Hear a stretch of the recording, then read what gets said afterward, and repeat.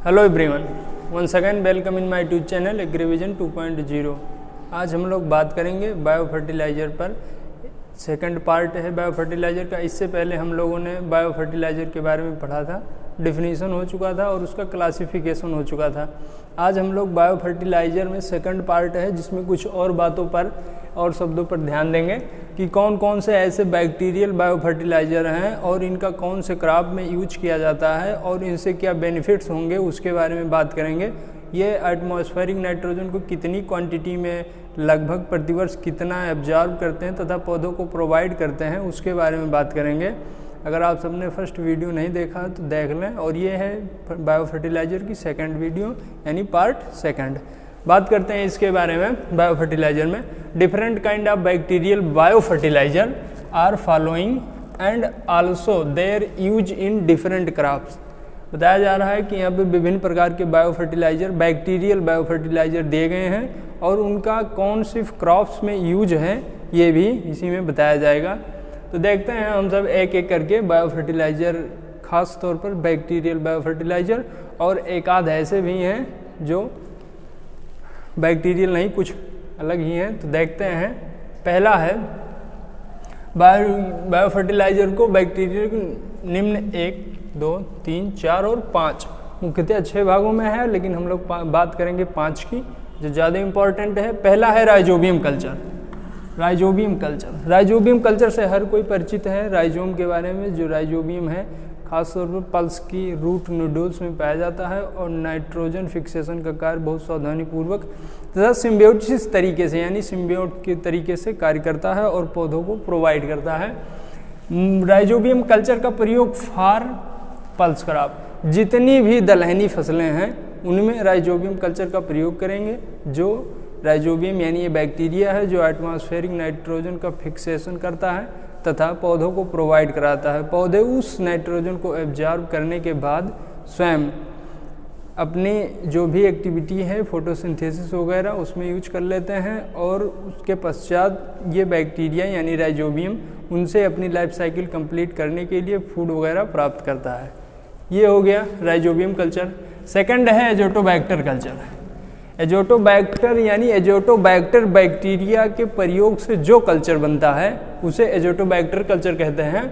और इस एजोटोबैक्टर का किस फसल में प्रयोग करेंगे जिससे से ज़्यादा बेनिफिट हो पौधों को तथा जो इसका यूज कर रहा है किसान वगैरह उनके लिए भी। तो देखते हैं for wheat and other cereal crops. गेहूँ और जो कुछ भी खाद्यान्न वाली फसलें हैं उनमें एजोटोबैक्टर कल्चर का प्रयोग करेंगे। एजोटोबैक्टर कल्चर का प्रयोग करेंगे जो Vitz and other cereal crops के लिए है। नेक्स्ट है एजोस्पाइरिलम कल्चर। एजोस्पाइरिला भी एक बैक्टीरिया है एजोस्पाइरिलम, और उसका प्रयोग यानी उसके प्रयोग से जो कल्चर बनाते हैं और बायो फर्टिलाइज़र के रूप में यूज करते हैं वो है एजोस्पाइरिलम कल्चर, जिसका प्रयोग व्हीट और अन्य सीरियल्स यानी धान्य या खाद्यान्न वाली फसलें में प्रयोग किया जाता है जो एटमॉस्फेरिक नाइट्रोजन का फिक्सेशन करता है, स्थिरीकरण करता है तथा पौधों को प्रोवाइड कराता है। नेक्स्ट है एल्गी। एल्गी के बारे में तो लोगों ने सुना ही होगा। एल्गी में खास तौर पर बात चलती है बीजीए। बीजीए क्या है? बीजीए है ब्लू ग्रीन एल्गी, नील हरित शैवाल। नील हरित शैवाल है जो धान यानी पैडी क्रॉप्स में, ये धान फॉर पैडी क्रॉप्स, धान की फसल में प्रयोग किया जाता है जो एटमॉस्फेरिक नाइट्रोजन को एब्जॉर्ब करता है तथा धान की पौधों को प्रोवाइड कराता है।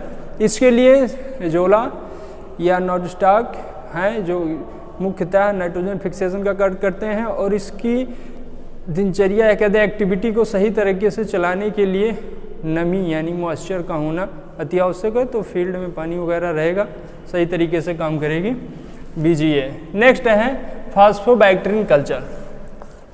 फास्फोबैक्टीरियन कल्चर वह कल्चर जिसमें फास्फोरस को सॉल्युबल फॉर्म में चेंज करने की कैपेसिटी हो तथा उनमें उन माइक्रो ऑर्गेनिज्म का समावेश किया जाएगा जो फास्फेट को सॉल्युबल फॉर्म में चेंज कर पाएँ।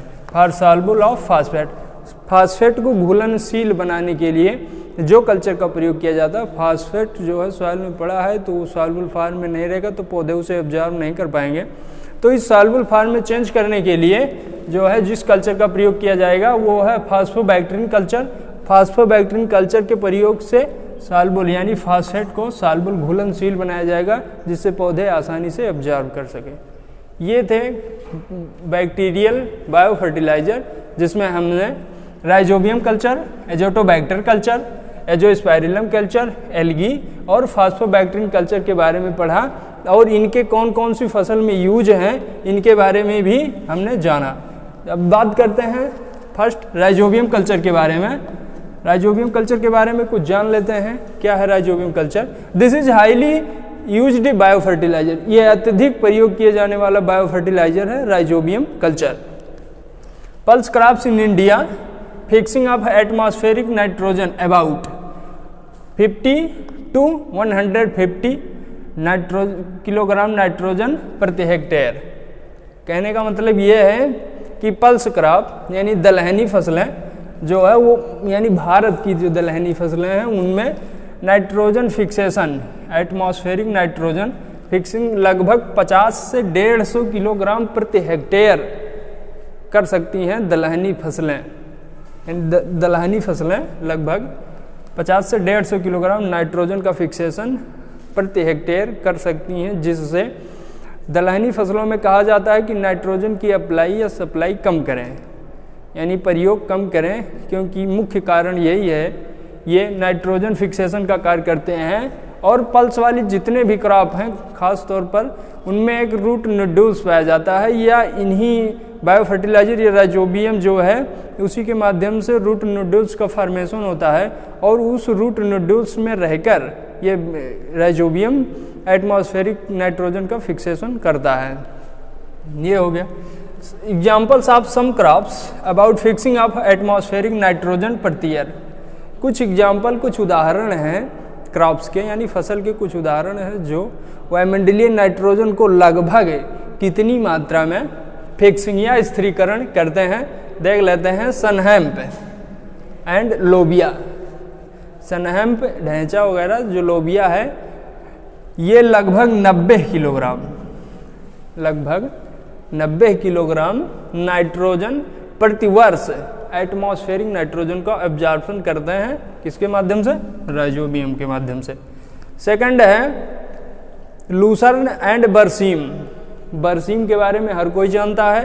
कहते हैं कि अगर किसी दूसरे खेत में जहाँ पर बरसीम की खेती ना होती हो वहाँ पर खेती करना हो तो राइजोबियम कल्चर से जो है सीड को मिक्स कर ले, या जहाँ पर पहले से ही खेती हो रही थी बरसीम की वहाँ की एक परत कम से कम मिट्टी उठाकर जहाँ पर नई जगह पर आप बरसीम की खेती करना चाह रहे हैं वहाँ पर छिड़काव कर दें, या जिससे राइजोबियम यानी बैक्टीरिया जो है वो सही तरीके से वहाँ पे मौजूद हो पाए और एटमॉस्फेरिक नाइट्रोजन का कंजप्शन कर पाए या फिक्सेशन कर पाए।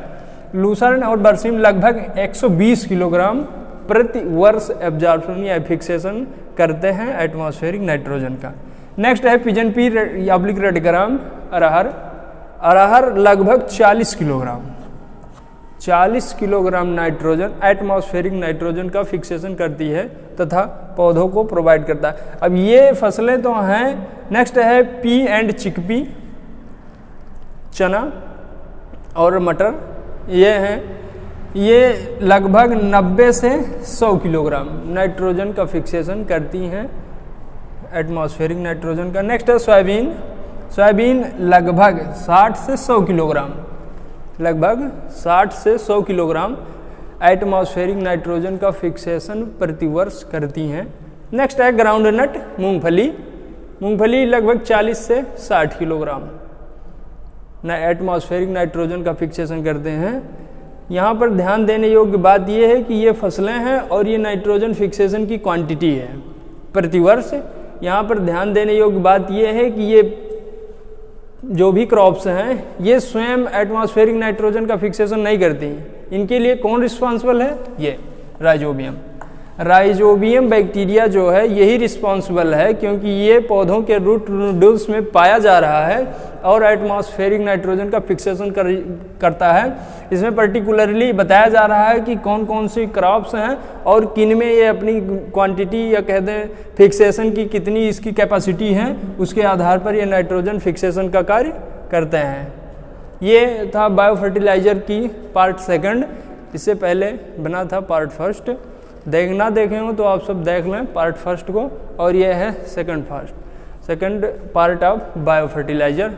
अगर आप सबको वीडियो पसंद आ रही है तो अपने दोस्तों मित्रों में शेयर करें और चैनल को सब्सक्राइब करें। कंटिन्यू वीडियो इस चैनल पर आती रहेंगी, और आपकी कोई भी समस्या हो, खास तौर पर एग्रीकल्चर में किसी भी सब्जेक्ट पर, तो कमेंट करके ज़रूर बताएं। Thank you.